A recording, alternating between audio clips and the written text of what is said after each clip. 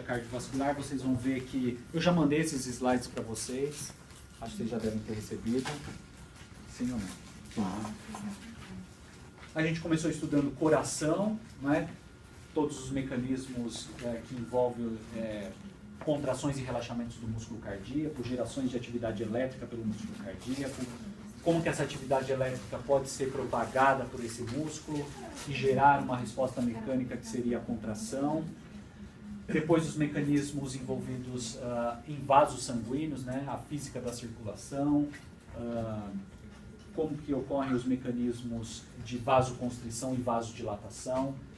E esses mecanismos vasoconstritores e vasodilatadores certamente terão um impacto na regulação cardiovascular que a gente vai ver hoje. A importância da estrutura elástica dos vasos sanguíneos para converter um fluxo pulsátil gerado pelo coração em um fluxo contínuo que vai ser transmitido por toda a rede vascular. Tá? E também depois todo o retorno venoso para o coração, que isso também impacta no débito cardíaco. Né? Quanto maior o retorno de sangue de volta para o coração, maior vai ser o enchimento das câmeras cardíacas e, consequentemente, maior o débito cardíaco. Tá? E aí, agora, por fim, então, seriam quais os mecanismos que vão regular coração e o sistema vascular. Tá? Então, o que a gente vai discutir na aula de hoje são dois grandes tópicos. Primeiro, os mecanismos de controle neural da circulação. Na verdade, três tópicos. Né? Mecanismos de controle neural da circulação. Então, como que o cérebro é capaz de receber informações do sistema cardiovascular, coração e vasos. Essa informação é detectada, então, por sensores localizados em regiões estratégicas do sistema cardiovascular.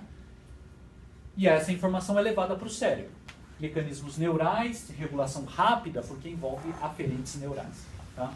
Essa informação, então, vai ser processada em regiões encefálicas, mais precisamente no tronco encefálico, então no bulbo e medula espinal.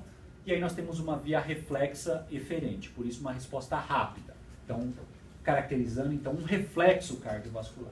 Tá? Um exemplo... Se a nossa pressão sobe rapidamente, alguém vai detectar esse aumento de pressão, deve ser levada uma informação para o cérebro que a pressão arterial aumentou, essa informação é processada e temos uma resposta eferente, uma resposta reflexa para tentar abaixar a pressão arterial. Tá?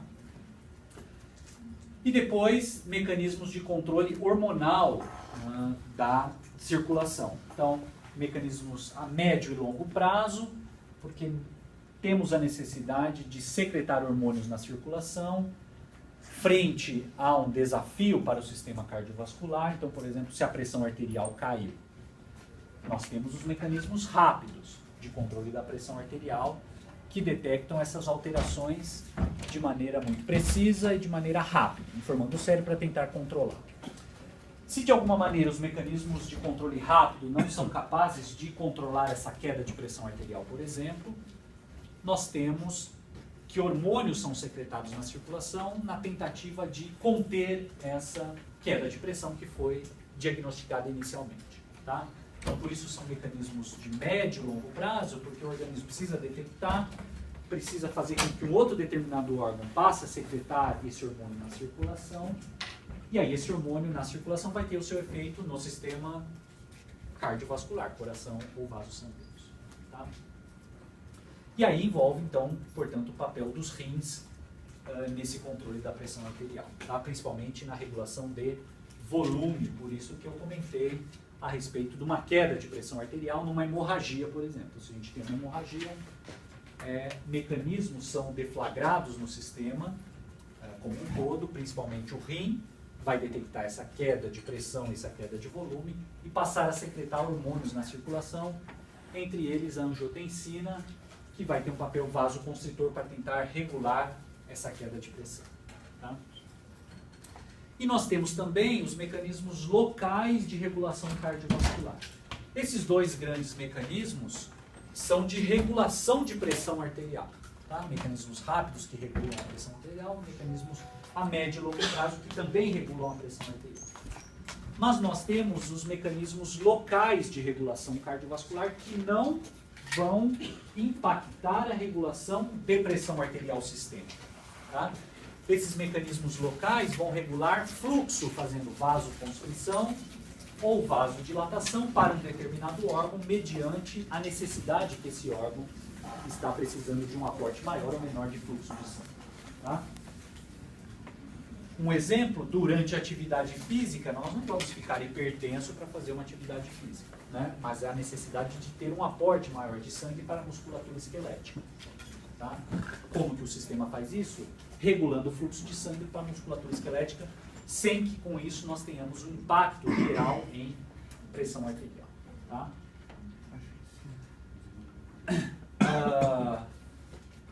Essa figura está mostrando, então, basicamente os diversos mecanismos de regulação cardiovascular em função do tempo. Tá? Vejam que em questões de segundos, nós temos mecanismos que são ativados rapidamente para regular pressão arterial. Quais são esses mecanismos? Só vou apresentar os nomes para vocês e a gente vai discutir esses mecanismos. Um mecanismo importantíssimo de regulação rápida da pressão arterial são os mecanismos chamados envolvendo baroreceptores, ou também em alguns livros tem descrito como sendo os chamados pressoreceptores, como o próprio nome está dizendo, receptores de pressão. São sensores que vão detectar pressão no sistema momento a momento. Portanto, a cada batimento cardíaco, nós temos baroreceptores detectando essa variação de pressão e informando o cérebro para ter uma resposta. Mecanismos quimioreceptores. Tá? Então, mecanismos químicos que também detectam alterações de variações de gases no organismo, como oxigênio e CO2, e isso vai ter também um impacto no sistema cardiovascular. A gente vai voltar a discutir quimioreceptores em fisiologia respiratória, mas ele também tem um impacto no controle da pressão arterial. Se a gente é exposto a uma situação de hipóxia, baixa concentração de oxigênio, esses sensores detectam essa informação e informam o sistema nervoso central que há a necessidade de termos um aumento de pressão arterial, um aumento do fluxo de sangue, para que esse sangue possa passar mais rapidamente pelo pulmão, pelos alvéolos pulmonares e obter mais oxigênio, já que a situação inicial é de queda de oxigênio. Tá? Agora, se nós olharmos ao longo do tempo, veja, em questões de horas, nós temos mecanismos renais sendo ativados. Veja, quando nós estamos no pico de atividade dos mecanismos renais, 2 dias, 3 dias de atividade de recrutamento desse sistema, os mecanismos rápidos, quimioreceptores e baroreceptores, já praticamente terminaram sua atividade. Tá? Então, se eu tenho uma hemorragia, uma queda de pressão arterial, os mecanismos rápidos, baroreceptores, quimioreceptores, certamente são ativados para tentar controlar essa queda de pressão frente a uma hemorragia. Mas se esse mecanismo não dá conta de conter essa queda de pressão, depois de algum tempo, e não necessariamente dias, mas questões de horas, mecanismos renais são ativados para tentar controlar essa queda de pressão arterial. Tá? Então veja que tem diferenças no recrutamento dos mecanismos de regulação a curto e longo prazo da pressão arterial. Agora, para que a gente possa entender como funcionam esses mecanismos de regulação cardiovascular, é importante fazermos uma pequena... recordar um pouco o que a gente viu ao longo do curso. Né? Então, se nós estamos falando de mecanismos de regulação de pressão arterial, e aqui não é potencial de ação, tá? É pressão arterial. E aí, a primeira frase aqui está demonstrando a importância de coração e vaso. Porque ambos sistemas são essenciais para regularmos pressão arterial. Não é? Veja, nós discutimos que o coração, através do débito cardíaco, não é? Que é o quanto o coração injeta de sangue na circulação, é importante para regular a pressão arterial. Por que o débito cardíaco é importante? Porque ele vai controlar qual seria o meu volume sistólico,